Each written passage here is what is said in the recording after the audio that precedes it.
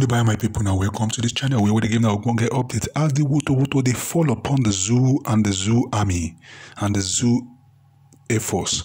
Our lobbyists they do their own for United States. I want making a listing to waiting our lobbyist talk. I want to acknowledge all the dignitaries here and on the Zoom, and I want to also give great thanks to the wonderful chief of staff that we have, as well as our special guest.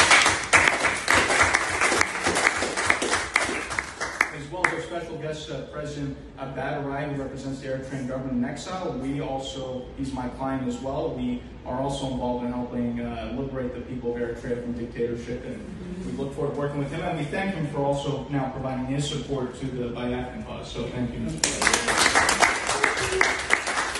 So this has been a very exciting time. We started our lobbying in mid-June. It's only been 1 month, but already we've had great achievements. We've had many high-level meetings with the Prime Minister, with the Chief of Staff. Yesterday, we had, you might have saw, we had a meeting with an important member of Congress, Congressman John Carter, who's now a new friend of Biafra. And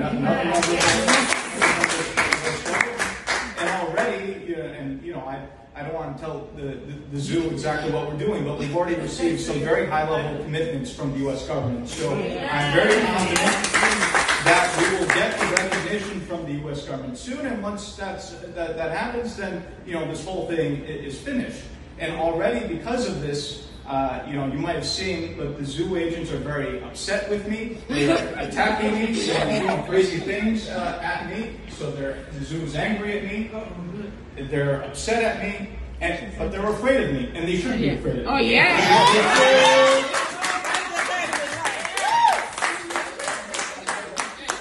I think we're at a critical point in the movement. We're getting very strong support.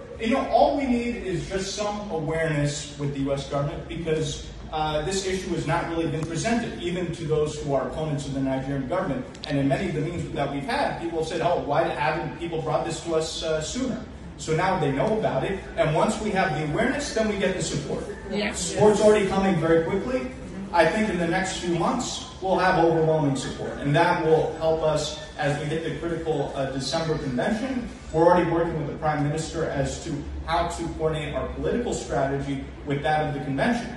Also, another thing that we're working very closely on is getting the Biafran American community politically organized. We have to be organized. We can't be everyone's doing their own thing. We have to be coordinated. Yep. Because if everyone's doing their own thing, this person's doing this thing, someone's doing something else, you don't have political influence that way. The only way that political influence is to be organized. We're working with the Brgie government to make sure that everyone is organized in every state. I will be involved in coordinating this new political structure, and it's only through the structure that you can have grassroots influence. That's why, if you look at successful lobbies, the Jewish lobby is very powerful. Not because everyone's doing their own thing, but because everything's coordinated. Whenever someone does something, everyone knows about it. It's not everyone doing their own thing. So we have to work together. We have to be organized.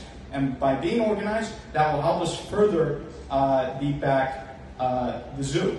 And I'm very excited about what we're doing, and every day when we go up there to speak with members of Congress and people in position, I remind them that we're not here just to occupy a position. We are here to make a difference. Exactly. We are here to make a difference.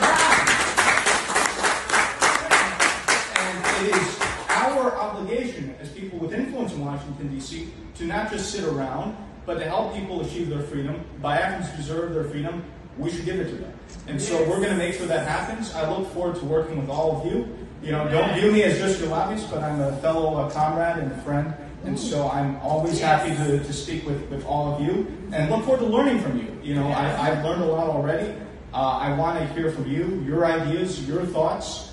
And by having your insights, then that could really improve what we do. And also, I'm providing a lot of information, insights, of course, to the government and helping them in every way possible.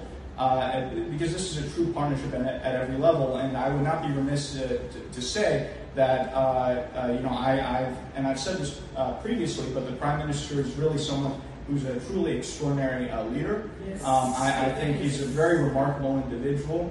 And I think he will be a historic leader in Africa, and he needs our support. I'm giving him all the support that he needs, and we need to get him more support and more help, because this is not going to be easy when you're dealing with governments like the Nigerian government or any authoritarian government. They try to use all methods, not just externally, but they try to do sabotage, they try to bribe, they try to cause all sorts of mischief. And this is something I've dealt with in every opposition group that I've represented. There's always been some issues of sabotage, or this person's bribed, or some drama or something. So I'm here to support the government in every way possible to make sure that we combat all these obstacles, because even though we're very close, as the zoo gets more desperate, they're going to try to do more and more crazy things in order to block what we're trying to do. So we have to also be very careful, very vigilant, and so on a daily basis, I'm also advising the Prime Minister as to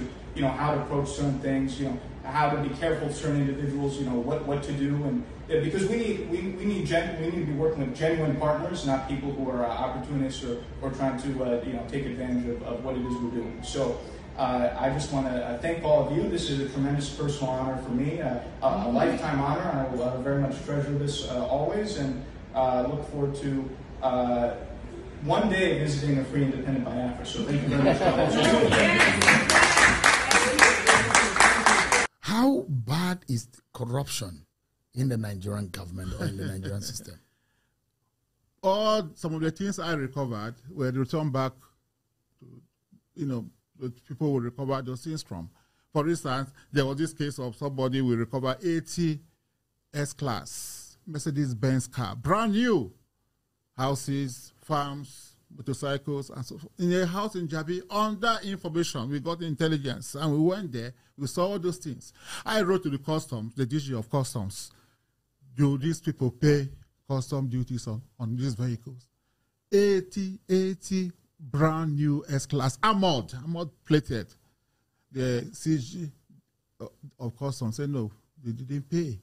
I wrote to Federal Inland Revenue Service. These people pay tax. If you are importing, if you have this kind of vehicles, if you have money to buy this kind of vehicles, they should pay enormous tax to the Nigerian government. They said no, they don't have any record of them paying tax.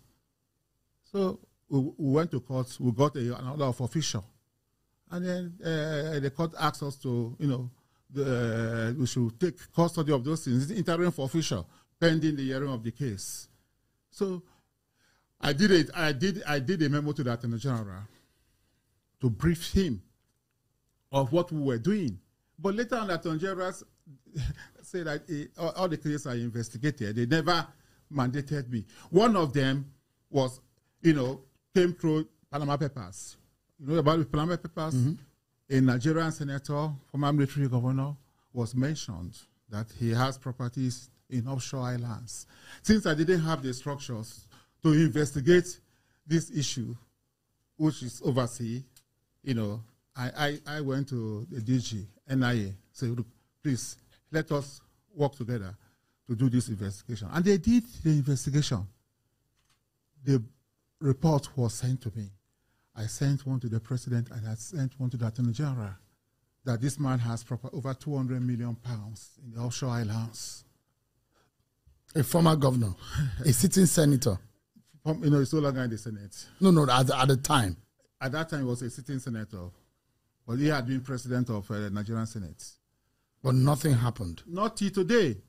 What of the $69 billion? I got a letter, I didn't prompt them, from an American law firm saying that they have assets or access to a bank account in Texas that has over $69 billion US. Proceeds from stolen crude oil.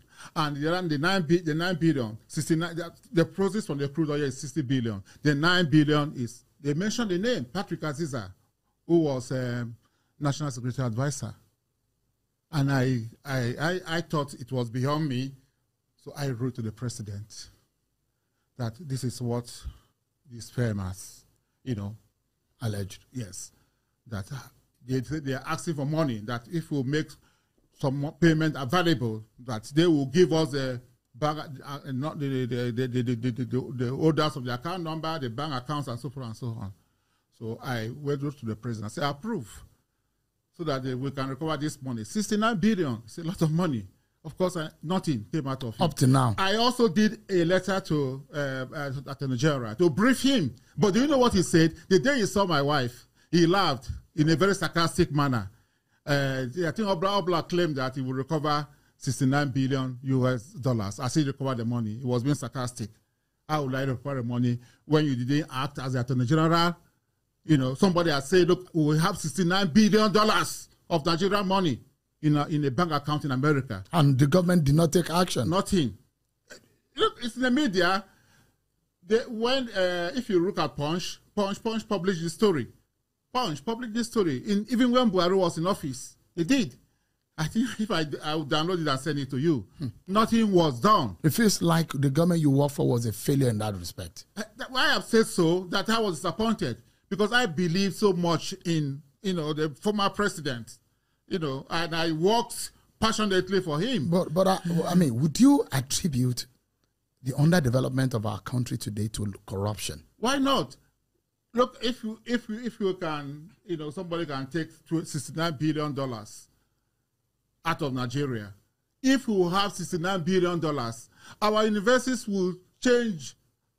Our polytechnics, our secondary schools, we'll have water.